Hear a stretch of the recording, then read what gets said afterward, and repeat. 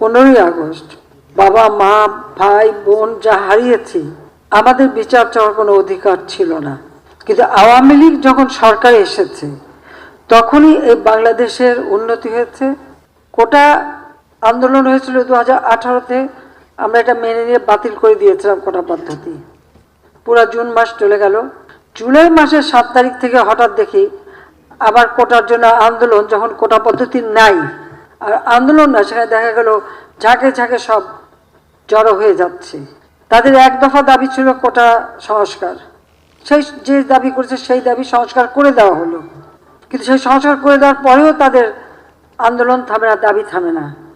আন্দোলন কোটা আন্দোলন করছে এক জায়গায়, কিন্তু চারিদিক থেকে ঢাকার সেখানে সেই জঙ্গি ঝুঁকে একদিকে হত্যাকাণ্ড চালানো, অপরদিকে যে সমস্ত প্রতিষ্ঠানগুলি মানুষের সেবা দেয়, যেমন